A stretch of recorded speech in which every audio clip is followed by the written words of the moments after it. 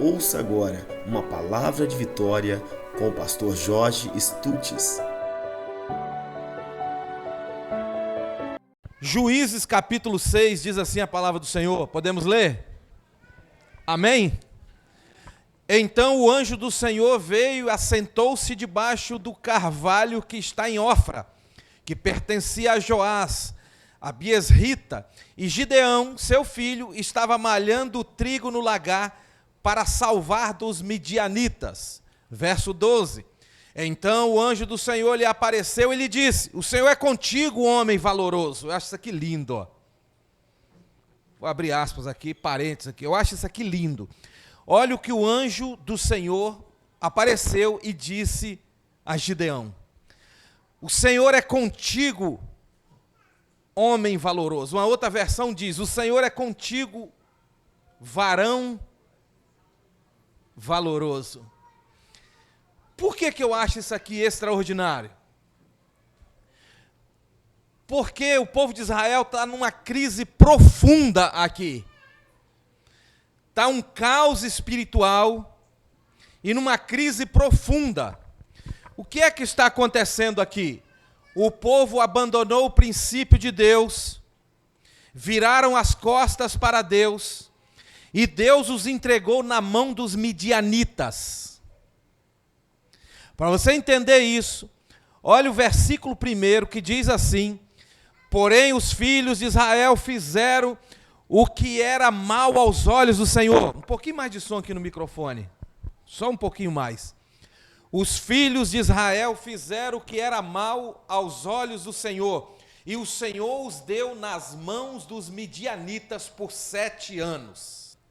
Por que isso acontece? Os filhos de Israel fizeram mal aos olhos do Senhor. Por que na nossa trajetória da vida cristã nós fazemos curva? Nós não andamos em linha reta, como Jó e tantos outros que a Bíblia faz menção. Fizeram o que era mal aos olhos do Senhor. Deus tem por regra, quando fazemos o que é errado, como desviamos da fé, Deus tem por regra, deixar a vida cuidar de nós. É como que se fôssemos entregues à própria sorte.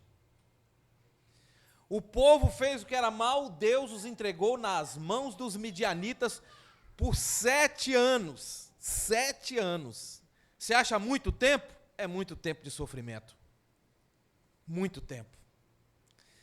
Porque o povo aqui vive em paz, mas o homem tende a relaxar quando as coisas estão bem, estão fluindo, quando as coisas estão boas. Olha para Davi lá em cima do terraço, olhando para uma mulher tomando banho. Olha o que aconteceu a partir daí na vida de Davi, uma espada dentro da família, onde os filhos se desentendem, onde acontece morte, onde vem desgraça de todos os tipos. No período em que Davi, no período de maior conquista de Davi, isso aconteceu com ele.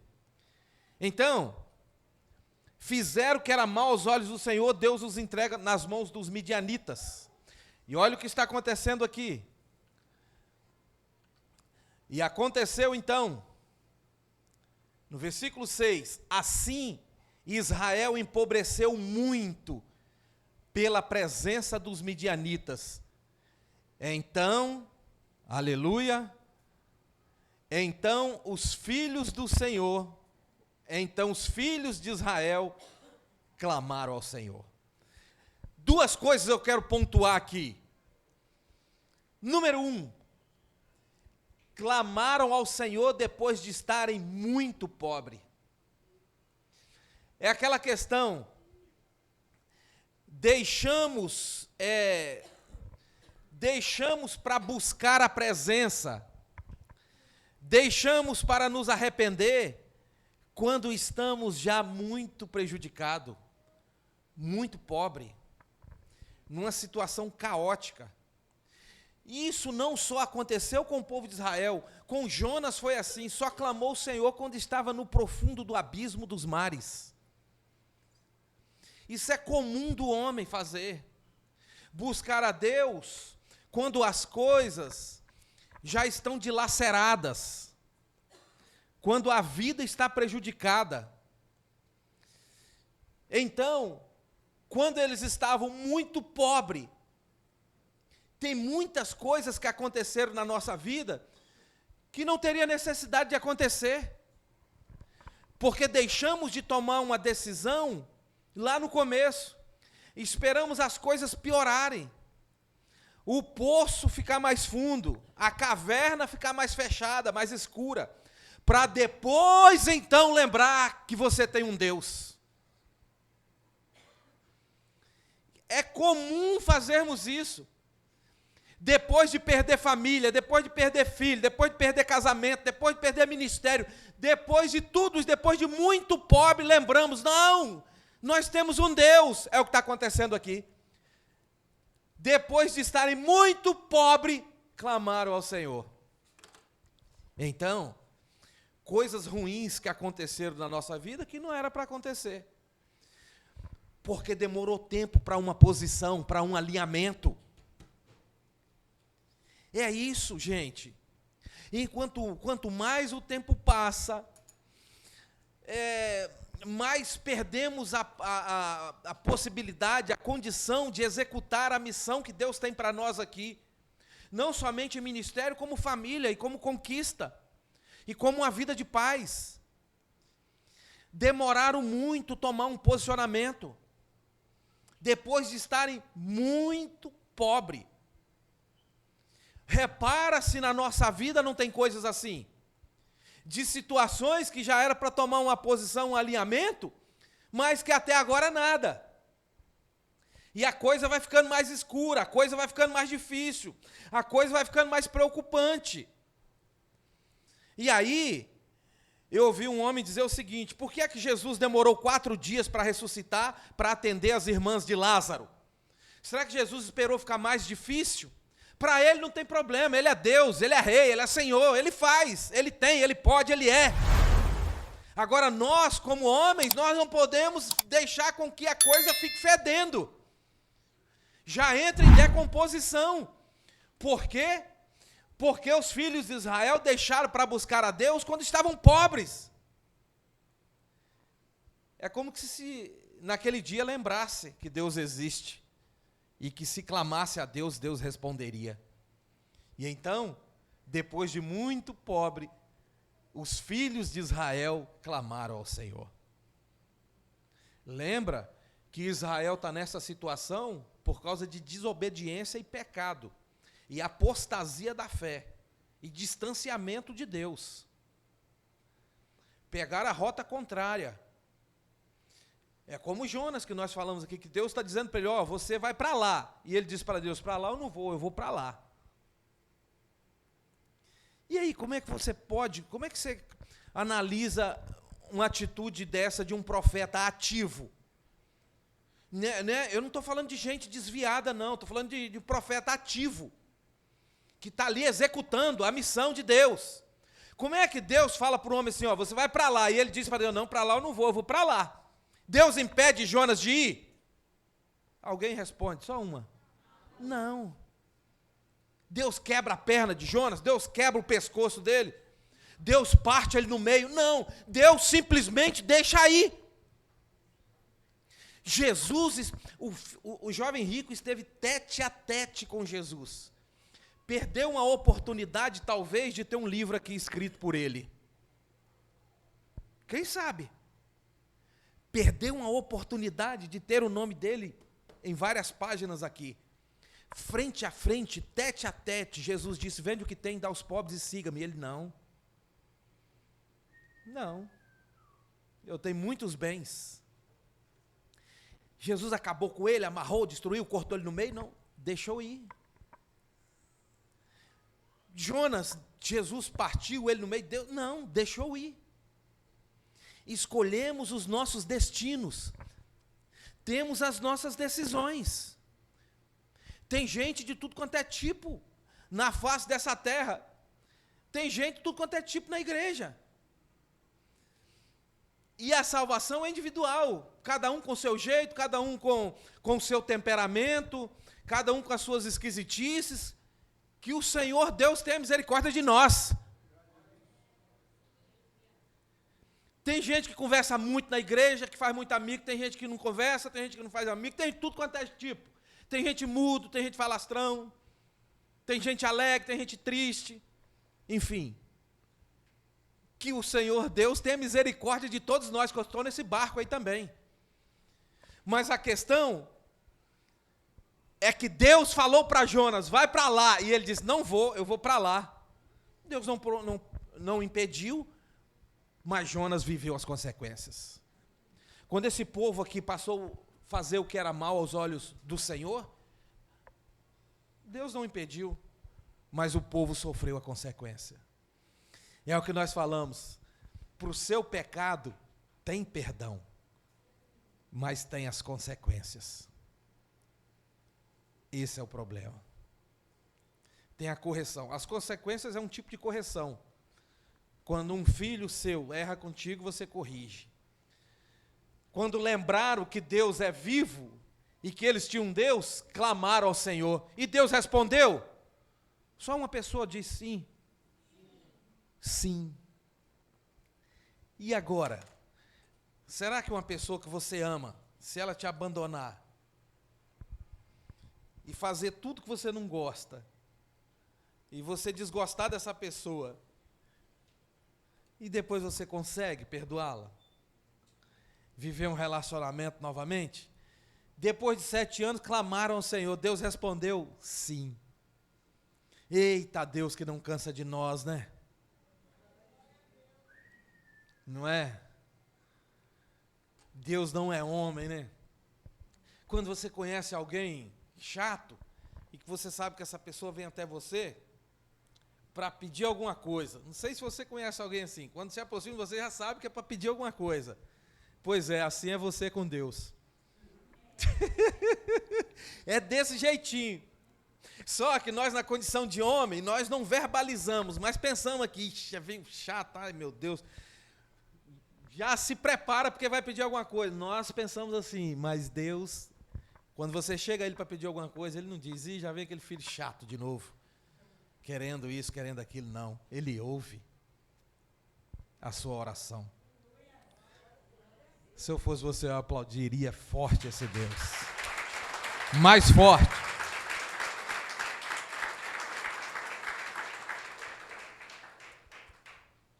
Depois de pobre, clamaram ao Senhor. E o texto diz assim, sucedeu que clamando os filhos de Israel ao Senhor por causa dos midianitas, enviou o Senhor um profeta aos filhos de Israel e lhes disse, olha aqui, preste atenção nisso, do Egito eu vos fiz subir. Você tem que lembrar disso, você saiu do Egito. Se eu perguntar aqui o que representa o Egito, todo mundo sabe que é o mundo. Você saiu do mundo, você na verdade foi tirado do mundo com mão forte. Somente a mão forte do Todo-Poderoso realmente tinha poder para te tirar do Egito. Porque para o homem o Egito é bom. Então não é qualquer tipo de mão que arranca alguém do Egito com mão forte, só Deus. Arranca esse homem do Egito, de dentro do Egito, e arranca o Egito de dentro desse homem. Ó, o texto diz assim, enviou Deus um profeta. Assim diz o Senhor Deus de Israel, do Egito eu vos fiz subir e vos tirei da casa de servidão.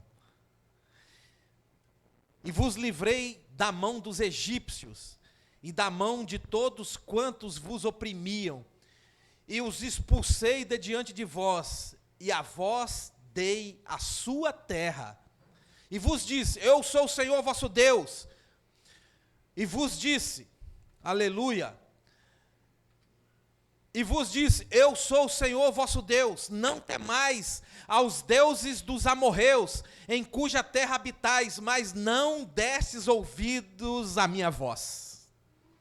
Olha como é que fecha esse verso 10. Deus falando que operou, Deus falando que trouxe libertação, Deus falou que tirou da mão de Faraó, que representa Satanás, e no final do verso 10, Deus disse, mas não destes ouvido à minha voz.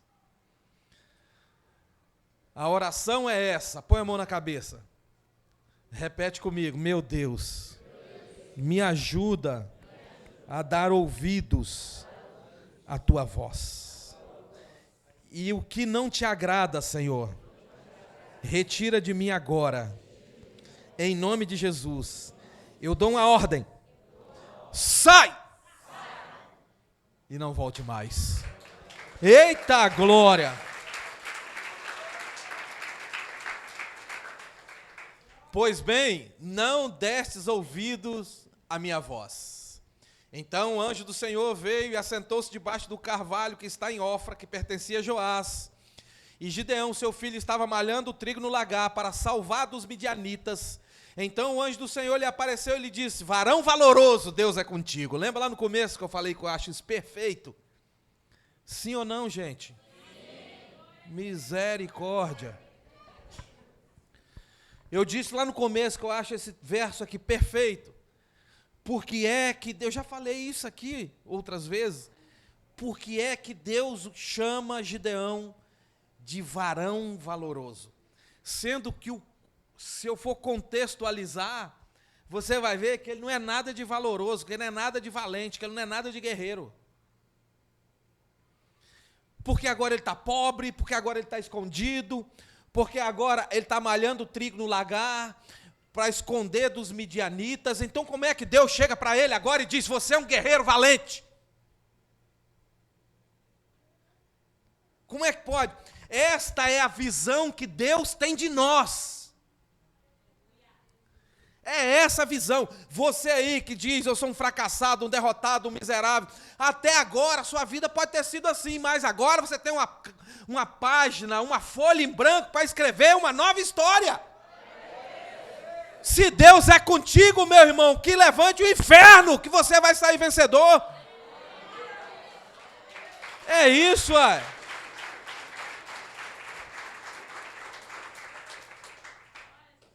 Então, olha como Deus chama Gideão: você é um varão valente. Como, Laisa? Se ele é um varão valente, se está escondido, se está pobre, se está derrotado, que não se sabe como eram as reuniões desse povo, nessa decadência espiritual. E como é que Deus chega agora e diz: você é um guerreiro, você é um combatente, você é um varão valoroso. Por que Deus nos olha assim quando nós nos sentimos desse jeito, ó, derrotado, para baixo, e Deus vai até você e diz: você é uma guerreira de Deus, você é uma mulher de fibra, uma vencedora, você é uma bênção. Deus vem trazendo tudo ao contrário daquilo que a gente está pensando. Tudo. Então olha como é que Deus te vê. Você que se autocondena, olha como Deus vê você. Foi essa. Então o que é que Deus está falando aqui para Gideão? Deus está dando a ele uma palavra de ânimo. Olha os desafios da vida. Cada um aqui tem guerras. Na família, com filho, com esposo, com finanças, com empresa, com patrão, com amigo, com namorado. Cada um tem suas dificuldades. O fato é que todos têm. Então Deus está chegando para ele aqui com uma palavra de ânimo. Por isso é que, na verdade, com essa palavra, Deus está pegando na mão dele, dizendo: ponha-te de pé. E é o que Deus quer fazer e faz conosco em nossas situações, em nossas guerras. Com essa palavra de encorajamento, uma palavra de ânimo, que faz com que ele faça uma introspecção e diz: espera aí, então eu posso. Se Deus está falando, você pode, meu amigo, minha irmã. Então, se Deus falou, acabou. Eu me lembro, a pastora Rosa já contou 1001 vezes esse testemunho aqui, da unção dela. Fomos para Guarapari, para os pastores serem ungidos lá. E está lá, aquela festa, aquela unção, aquele poder, e naquele dia eu fui ungido naquele dia. E está lá, aí de repente, o pastor que me indicou para a unção, também estava lá. E E de repente ela chegou para mim e falou bem assim, e o fogo caindo, isso mais ou menos umas 2 horas antes de acontecer o derramamento da unção. Aí ela virou para mim e falou bem assim, Deus falou que eu vou ser ungida hoje. Eu já sabia que ela não ia ser. O pastor tinha me comunicado, os homens e as mulheres que seriam ungidos. Ela virou, Deus falou que eu vou ser ungida hoje. Aí eu falei nada, eu vou falar alguma coisa se Deus falou? Se Deus falou, quem sou eu para dizer alguma coisa? Eu poderia ter dito, não, você está enganado, isso aí foi você mesmo, porque você não vai ser ungida não, eu estou sabendo já. Eu fiquei, quietinho, foi quietinho. Aí daí a pouco chegou a hora da unção, aí deita a unção, aí um cai lá, aí fala em mistério, aí o fogo cai, e está acabando, e aí foi ungir o último. E ela lá no canto, ai meu Deus, e foi ungir o último, ungiu todo mundo, acabou. Na hora que acabou, o pastor Roberto falou, Deus falou para ungir Rose, vem aqui Rose, e tum, o azeite nela. Eu vou falar que não vai, se Deus está falando que vai fazer? Deus falou, é isso. Pronto, então, é uma palavra de encorajamento que Deus está levando para Gideão. O cenário é de derrota, de miséria, é de tristeza. E Deus vem com essa palavra, você é um homem guerreiro. Você é capaz, você é um varão valoroso. Então a gente tem que pegar essa palavra que Deus fala que eu sou, que você é. Aí um Zé Fumaça lá na rua fala que você é isso, é aquilo, você é um derrotado, você acredita. Ah, é mesmo, eu sou mesmo, ai meu Deus. Gente, eu não sei como é que tem gente crente assim, que deixa essas palavras penetrarem na alma, no coração. E no começo da obra que já falaram de mim, que da igreja que não ia dar certo e tudo, e até hoje falam e vão continuar falando de mim e de você. Qual o problema, gente? Cada um dará conta de si. Então eu prefiro tomar posse dessa palavra, que eu sou um varão valoroso, um guerreiro valente de Deus. E eu não estou dizendo de erros não, de falhas não, como todos têm, eu estou falando da essência que Deus colocou em nós. Então eu prefiro ficar com essa palavra aqui, Quando Deus chegou a ele e animou Gideão, dizendo, agora vocês podem mudar esse quadro. Eu vou finalizar aqui dizendo o seguinte. Israel ficou pobre, quebrado. E sabe o que significa? Se Deus não puder te quebrar, Ele nunca vai te reconstruir. Entendeu? Olha para o vaso de Jeremias 18. Para ser reconstruído, tem que ser quebrado. E se Deus não puder fazer isso na tua vida, você nunca será reconstruído. Então vem essa palavra de ânimo para Gideão, e ele está tão revoltado, olha o que ele diz no 13. Bora? No 13. Olha a rebeldia de Gideão. Gideão lhe respondeu, Senhor meu, se o Senhor é conosco, por que tudo isso está acontecendo com a gente? Vai dizer que você nunca falou isso. Aí, Senhor, porque o 12 está dizendo aqui, o anjo do Senhor lhe apareceu e disse, o Senhor é contigo, homem valente. O Senhor é contigo. Aí ele responde o anjo, olha a falta de educação com o anjo, hein? Com o anjo.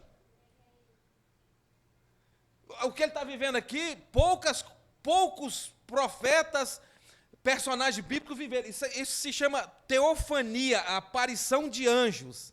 É o que ele está vivendo. Ele nem valoriza isso. Ele já vai na rebeldia, ele está falando com o anjo, enviado por Deus. Se ele está falando isso com o anjo, imagina com o pastor Jorge, hein? Que às vezes a gente fica meio revoltado, né?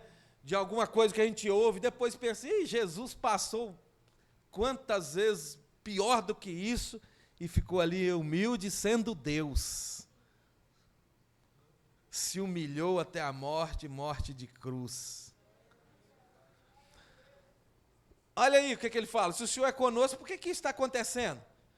Cadê, eu vou traduzir aqui para você o que Gideão está falando para o anjo. Cadê o que é feito? Cadê todas as suas maravilhas que os nossos pais contavam? O pai contava o testemunho. Olha, Deus fez isso. Gideão, quando criança, o pai falava, Deus fez isso. Deus é Deus. Então agora, aqui ele está falando, cadê as maravilhas que os nossos pais contavam? Aqui, que os nossos pais nos contaram, dizendo, não nos fez o Senhor subir do Egito, porém agora o Senhor nos desamparou e nos entregou na mão dos midianitas. Sabe o que é isso aqui? Para Gideão e o povo de Israel, o culpado dessa miséria toda é Deus. Isso é uma idiotice, gente. Atribuir a Deus uma culpa que não é de Deus. É o que eu falei esses dias, passar a fatura para Deus pagar de uma conta que não foi Ele que fez. Isso aqui, as próprias atitudes do povo geraram toda essa situação. E agora ele arruma um jeito de achar um culpado. Primeiro ponto para você ser um varão, uma varoa que Deus vai aprovar: reconheça os seus erros. Quantas vezes nós falamos aqui isso? A virtude de um homem não está nos seus acertos. A virtude de um homem está em reconhecer os seus erros e corrigir as suas rotas. É isso. Primeiro ponto, reconheça os seus erros. Esse negócio de ficar culpando A, B, culpando Deus. O Senhor nos desamparou, o Senhor nos abandonou. Olha aí, quem é o culpado de tudo? E por quantas vezes nós falamos isso? Minha vida está assim, está assado, está terrível. É Deus. Cadê a promessa? Cadê isso? Cadê aquilo? O Senhor prometeu? Olha as atitudes. Olha as atitudes. A vida é um bumerangue. Você joga. O que você joga para ela, ela te devolve. Entendeu? O que você joga para a vida te devolve. Então, ele está dizendo, resumindo o 3 aqui, o Senhor é o culpado. O Senhor nos abandonou. Então o Senhor olhou para ele e disse, vai nesta tua força e livrará Israel das mãos dos midianitas, porventura não te enviei eu.